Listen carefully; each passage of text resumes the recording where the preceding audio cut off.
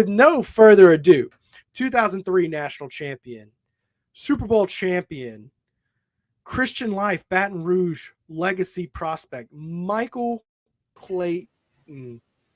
Michael, how are you doing? I'm so excited to have you on tonight. I'm blessed to be with you, man. Just getting back from a long day. My daughter had a volleyball game today, so we're just getting back to my in-laws' house, getting the kids bathed up and getting ready to go home.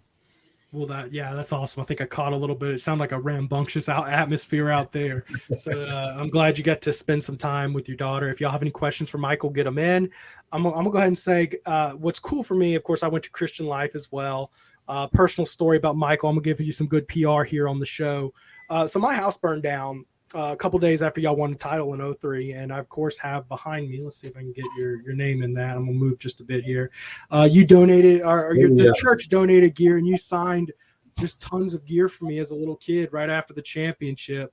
So that was a cool thing you did right off of winning your championship. So I'm very thankful for that. Of course, that's also that was back when I was writing all the letters in my autograph. Now it's just a line and a loop, a few lines. Yeah, well, I remember someone would ask me like, "Well, what do you?" Yeah, you talk about it in the letters. I did. I noticed somewhere you just have a straight one. In fact, is it over here? It's right here. On a no, it's stuck. I have a Tampa Bay Buccaneer card where you got a little more lackadaisical. You went straight with it, so that's funny. But I remember them asking, "Well, what do you want him to say?" I'm like, "Nah, I just want his name. Just put his name on there. I like it clean like that." So that was really cool for me personally. So right off the bat, I got to ask you a little bit of a lighthearted question. All right. I got my championship ring on from Christian Life. Let's see if I can get that in front of the camera here. Okay, state championship. State championship for Christian Life football, right? Now I got to ask you, 2000 Christian Life, Michael Clayton, Rashawn Matthews, all those dudes, or 2008 Christian Life, who are you taking? Oh my goodness! And look, don't. I talked to Rashawn about this the other week, and he said, "All right, man, where'd you play college ball?" I'm like, "Look, I wasn't a good player. You were a stud on that team, so I'm not making it personal."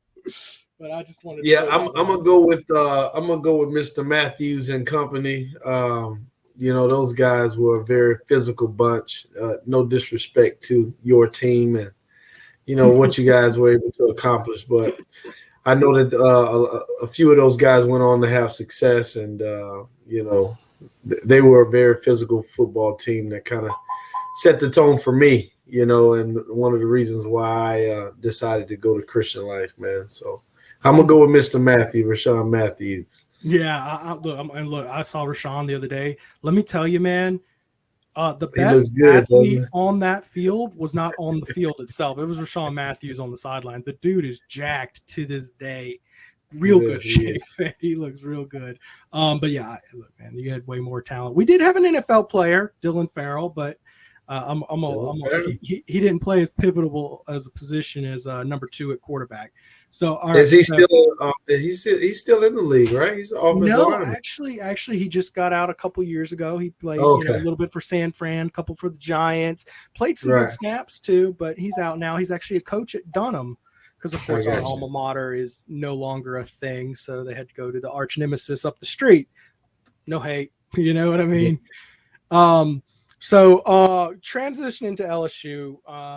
I do want to ask, so you played on that 2003 championship team, pretty good coach on that 2003 championship team who went on to do some really good things. But I want to ask you on the same spirit of my last question, 2003 LSU, 2019 LSU, who you got? Man. That's a tough one. I'm gonna say the 2019 team was a little bit better than us, man. They could throw the football all over the place. And, I just believe with their speed and agility that they had on the perimeter, they probably would be able to put up more points than we would have. So I got to take the 2019 team. Well, y'all had a pretty good habit of making Heisman winners look not so great. Right. I do remember that. I'll say that 2003 defense would be better than any defense that LSU team faced. But, I mean, I probably have to give I've never seen a player like Joe Burrow. I mean, he was absolutely incredible. Special, man. Awesome. So what's really, I just wonder about your perspective here, legacy wise. You came into LSU right before, I mean, you really launched the golden era of LSU football, kind of coming in with Saban and company before, it was, they had some good seasons with DiNardo and whatnot, but nothing consistent and great. So you won that first championship in 58 years, I think it was, or 61 years, something like that. I'm not good at math. Anyways, and they've just gone on to do so much, but not only that, but the receivers, man. I mean, you and Josh Reed kind of started a trend of just great, NFL receivers at LSU year in and year out. When you think about your legacy at LSU, do you think that the things you were doing at LSU 01 through 03 helped put the program doing what it's doing nowadays? Well, at the time, I didn't know what we were doing. We were just enjoying our day-to-day college lives, just trying to be the best players that we could be. And when I look back now, 20 so years later, yes, absolutely. Almost 20 years later, what we were able to accomplish as a team, I really feel like we built the program back up to where it is today. LSU wasn't a popular school to go to when I decided to go. It wasn't a popular school when Marcus Spears decided to come along, and we decided to go to LSU together, and that's just the truth of the matter. And when we came, man, we dominated, and LSU has never looked back. We've had some down seasons, but for the most part, LSU has been a contender in the SEC since we left. So I was fortunate enough to have a great group of guys with me that we did it together, man. We bonded as family, and I had a great group of talent around me, and no man could have done what we did by ourselves. But it was a collective effort, and it was very special to be with those men as teammates of my 2001 class. Yeah, that 2001 class. I mean, recruiting rankings weren't quite what they are now, but anybody who knows what they're talking about, that 01 class was the GOAT for Louisiana. I mean, so insane levels of talent out of that class. Lots of great players. Did you ever consider going to any other school other than LSU? Like seriously, like not like an official visit somewhere. Were you ever like, man, I want to go to school here? I wasn't going to LSU. Really? Never. Growing up, never thought once about going to LSU because that just wasn't the Baton Rouge culture. It wasn't a cool thing to do, right? You had Southern University in the town, and in my city, where I'm from, that's where the inner city supported. They didn't support LSU. It was some kind of beef, between two sides of town. So I was going to Florida State. Ward Dunn was my role model growing up. I played with Ward's brothers, Travis and Bryson. We played on the same Pop Warner team. So everything that Ward did was the footsteps that we wanted to follow in, and we were going to Florida State. Coach Bobby Bowden came into my house on a Saturday, and Nick Saban heard that he was in town, called my dad, and asked could he come over the next day on a Sunday. And I was going to Florida State, and I never knew who Coach Saban was. I had never met him and never knew his name, and didn't know that he was the new coach at LSU, just because I didn't follow it. But on that Sunday, the way he presented himself to me and my family was very special, man. And I got to know him that day.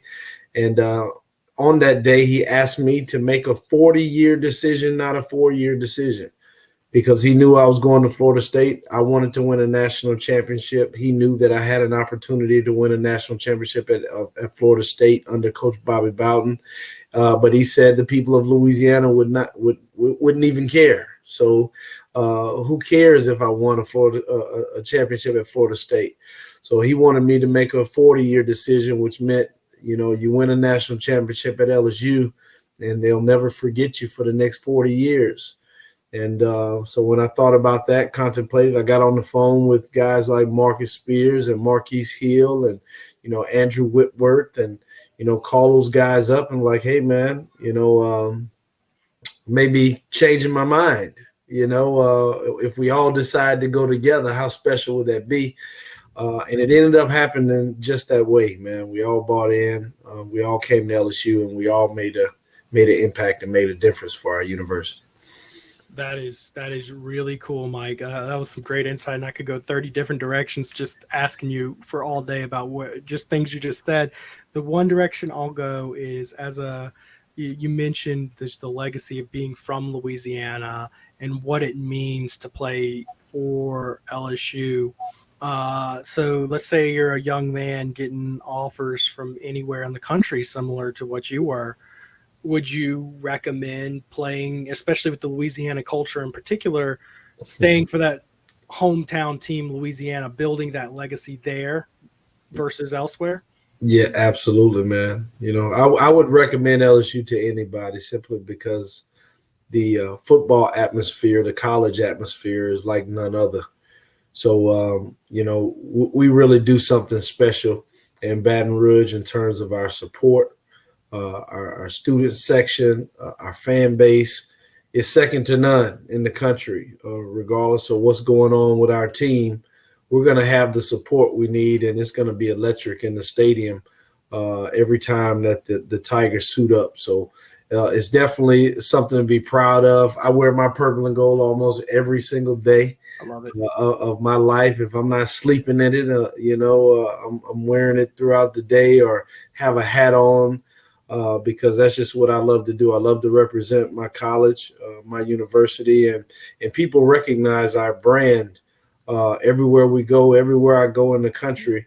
There's going to be somebody who yells a "Go Tiger" from across the room. So it's very special to wear and to know that my class, my 2001 class, has a lot to do with people knowing who you are and what your colors look like across the country. And so for that, we have a lot of pride in what we do. And I know that everybody who decides to go to LSU will feel just like I feel, just so proud to wear the colors, to wear LSU and represent the university in a great way. Got a great comment here by Josh Forbes asking if you talk to your teammates, and I'm going to pivot on that just a bit. Do you still talk to Coach Saban often? Well, not often, but yeah, we do talk. He actually called me probably about two or 3 months ago, about 9 o'clock at night. I get a call from Coach Saban. Hey, Mikey. He calls me Mikey. And I'm like, Coach? I'm like, man, what's up? He's like, man, I saw an interview that you did. I always give Coach Saban the utmost respect and credit for life after football, because he was just such a great coach who taught us things that lasted long after our careers were over with. And he got me started in media and made sure that we knew how to do sound bites and stuff like that. So my media career, I kind of credit to him kind of pushing us in as freshmen and learning how to do that. He saw that interview and he called me to just say thank you, and that he was proud that players like myself and Marcus Spears and Ryan Clark and guys that had an opportunity to play for him are still doing well in media, man. So he's a great coach. I've been down to Tuscaloosa a few times to speak to the team, as I've served all of my coaches, Jimbo Fisher, Will Muschamp, all of my coaches that I played with. All of the SEC, huh? Yeah, I still have a great relationship with all of my guys, and I support their young men. Just as I support LSU, simply because I can't discriminate when it comes to uplifting the young men in our country and that love the game of football. So I love my university. I'm a diehard LSU fan, but when it comes to uplifting the youth, I don't discriminate, and I definitely support my past coaches, my former coaches. No, and that's a great message. And I mean, I know some LSU fans might catch a little flack. It's all good. But I mean, look, anybody who's, harassing you for going and helping out young men playing football, I mean, they should probably check themselves first, see what, the real big picture is. I'm always interested in the LSU Saban players, about this dynamic of LSU fans really dislike Nick Saban, like a lot. Okay. But then there's also the awkward conundrum of what he built at LSU and the foundation. Like, I mean, every coach since Saban has won a national title at LSU. Do you think LSU fans should be more thankful for Saban and less begrudged of him? No, I think they should be just how they are. it, it helps the energy in the stadium, honestly. You know how the people of the great city of Baton Rouge are, and across the state of Louisiana, we're diehard, and anybody outside of the purple and gold gets no love, no soup for you. So it just wouldn't feel right if they were nice to my old coach. I would just say, you leave the loving up to his former players, because the reality is regardless of how people feel in Baton Rouge, the players that play for Coach Saban are going to love him forever and respect him forever because of the seeds that he planted in us as young men. So we will forever be grateful of having being a part of his legacy, and our legacy being a part of his. And that's very special for us to see him have success and to know that we were the blueprint to his success. And we hold that near and dear to our hearts, knowing that, hey man, we were the first original leaders in that legacy of being one of the greatest or the greatest college coach in college history. So we're in that category as well, man. So let our fans stay aggressive. That's what I like. It's part of the fun of the game for sure. I want to ask. I was actually something popped up in my head. I was like, wait a second, Tampa Bay 04. Wait a second, Brad Johnson. Yes. He played on that team with you for one season, right? You remember playing with Brad Johnson? Absolutely, caught my first touchdown pass from Brad. Oh, how about that? That is so cool. I could catch every pass from Brad. He had a ball that's so soft and smooth, man. You can see it coming from a mile away and see the laces and pluck it with one hand. However you needed to catch it, you could definitely snatch a Brad Johnson football, man. But Brad helped me tremendously. By far, my best year of my 8-year career was my rookie year. I really set it on fire because I had a veteran quarterback like Brad Johnson who kind of ushered me in pretty well, man, and made sure that I knew where I was going. And he was throwing me the football that year. So we had some great memories together. And I was glad to be confided in when he was looking for schools for Max to go to. And he kind of reached out to me and asked me how the culture was at LSU, and I kind of poured my heart out to him and knew that we had an opportunity to get Max and that he would do well in the purple and gold. So we were great, honored to have Max in the purple and gold, man, and I think that he's doing a tremendous job so far. That's awesome. Look, I know you don't get to watch every snap of him being involved with Florida media. You got your jobs and things to do, but in what you have seen out of Max Johnson, is there anything that you think he resembles his father when you watch him play? Not at all. He's not at all. Like he's faster. He can throw the ball better. He can run 10 times faster. He pretty much does everything better than his father. All right. So no, I haven't seen any comparison. I will say that his demeanor was very special to me. His rookie year, seeing him stand tall in the SEC when he had his opportunity as a freshman. And I think he handled that well, and his composure in the pocket or at the position is probably the only thing that I would say resembles his father. His dad was very, very poised. His dad wasn't going anywhere, wasn't running. He had to sit back there, decipher what defense it was, and deliver the football. So Max definitely has more athletic ability, but his posture and his confidence in the pocket, he shares that likeness with his dad. And what's cool is that was my first positive critique about Max is as a true freshman, the way he plays above the shoulders, that it's just unfair when your dad's an NFL quarterback, especially like a real headsy one like Brad was. Like you're like 8 years old learning how to read defenses. It's kind of an unfair. I got a funny comment here. Carl Dunn, Carl the Cot. Still remember him catching the game winner in Kentucky. Carl, great comment. But Mike, what? A lot of people say you tipped that.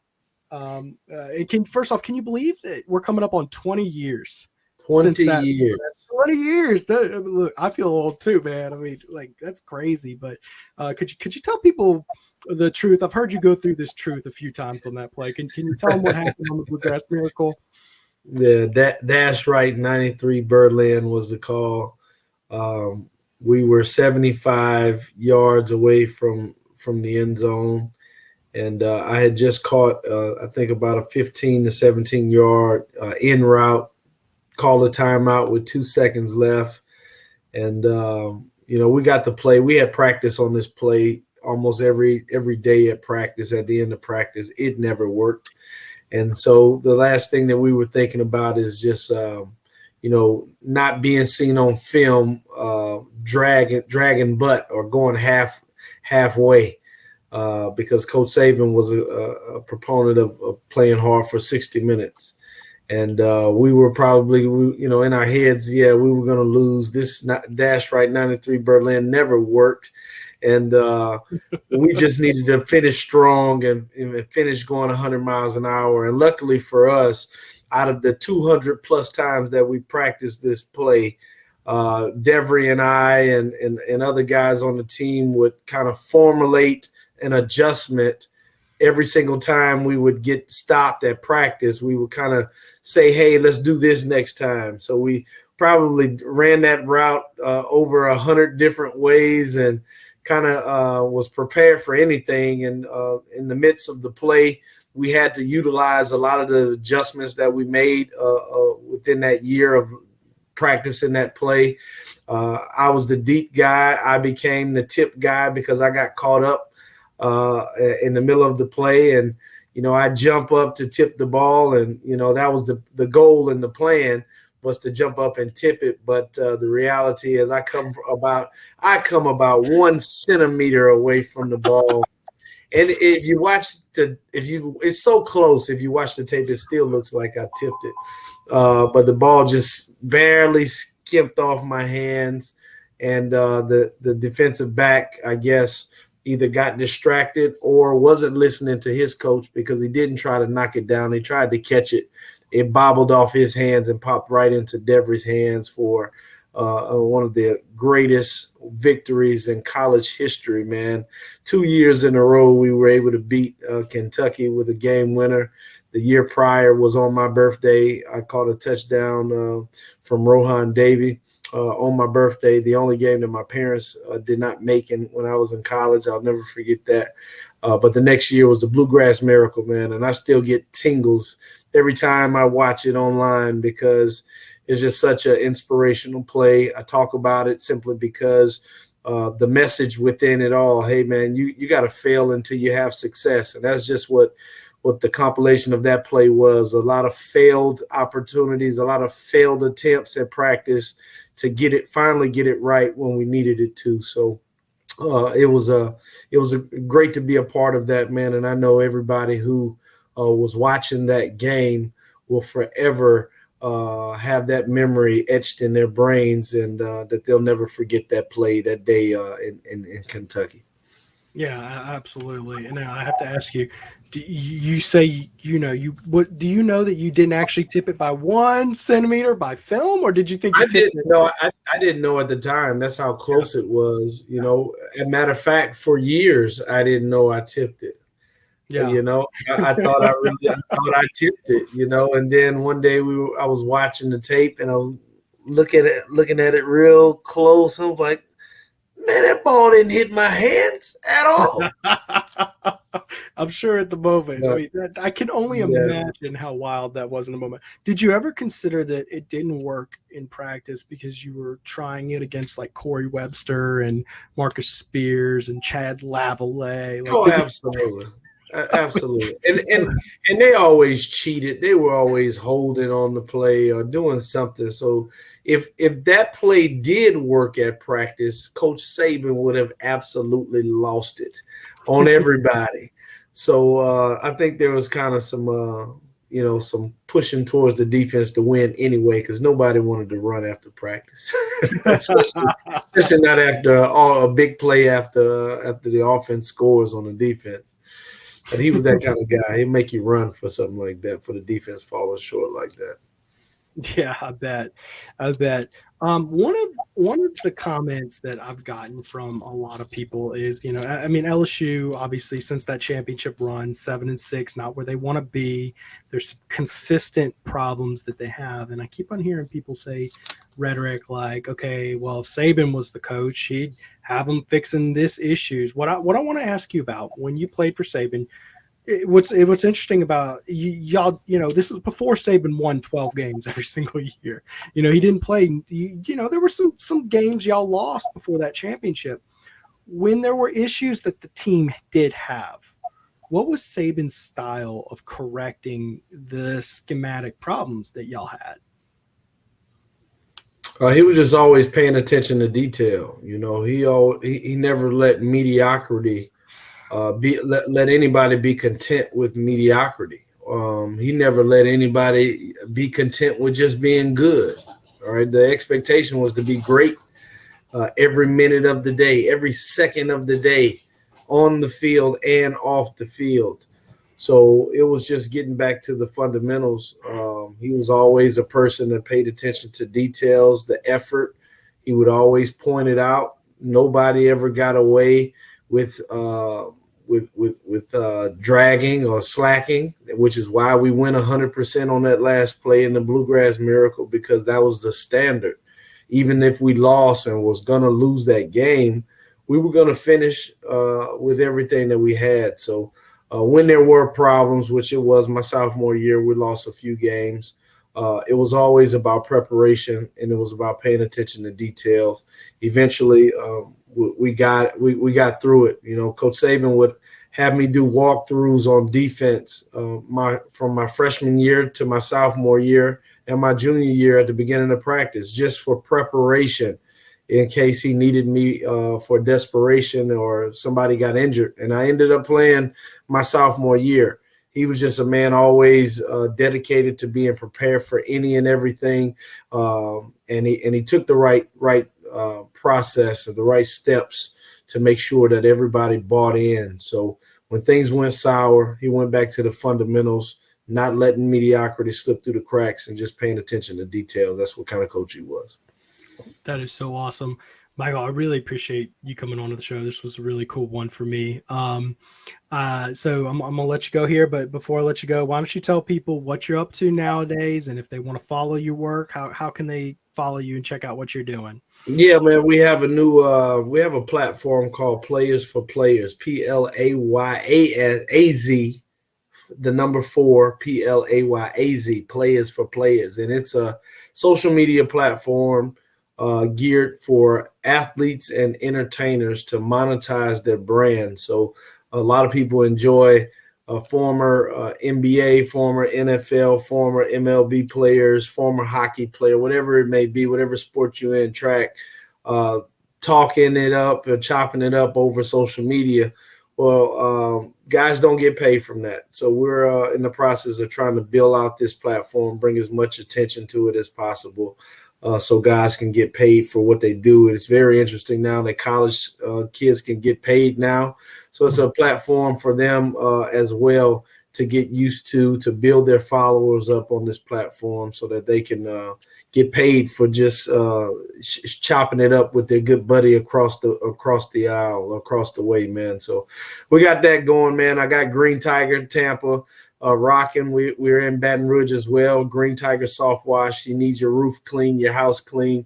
That's one of my primary businesses, man. We've been rocking and rolling in Baton Rouge for 8 years. We're the number 1 soft washing company in Baton Rouge. So everybody knows us. We do our reviews, got a tremendous amount of support from the LSU family and the LSU faithful. So thank you for all of our clients who use the Green Tiger to keep your houses up to par and cleaned. And I run the location here in Tampa. We just opened up our second location, Green Tiger Tampa. So that's the goal, to kind of keep building that business up. Probably, hopefully, do an acquisition in the next few years, man. Make it popular, and then sell it off, man, and just relax and take care of the family. Got 5 kids, beautiful wife, married 16 years. She's a doctor, so she's my sugar mama. So I just sit back and like to get taken care of, man. But I enjoy my kids, man, and I stay in my Bible, man. I stay in my book. I love God, and that's pretty much my routine every day, giving thanks to the big man upstairs for the blessings that he's given my family, and asking for other opportunities to make a difference in my community. So, man, we're extremely blessed. I miss my hometown state a lot, and enjoy when I get an opportunity to come back home for a game or two. I'll have to see what game that will be this year, but we'll definitely be in the building this year at some point this year. Well, Michael, I'm so thankful for you coming on tonight. There's some great stuff. Good luck with all your endeavors. Appreciate you stopping by, man. You have a great night. Yeah, man. I hope my mom wasn't too tough for you. Tough on you in high school, man. You know, I share the same stories as you, Preston. My mom was my 10th grade English teacher, and she wasn't nice to me either. So, but I was a better man for it. I was a better man for it. I know you are too. I agree with you on that one. You guys, she was my 7th grade English teacher. Oh, and my undisciplined junior high butt was not ready for Miss Clayton. She was tough. She was tough. Let me apologize then. No, Seventh grade might have been bad. I had her in high school. Yeah, you had it bad. Awesome. You had it bad. I'm glad we share that experience. Thank you, Michael. You have a great night. All right, Preston, man. Great night. Take it easy. All right, guys. That was a really fun interview with Michael Clayton. If y'all appreciated him,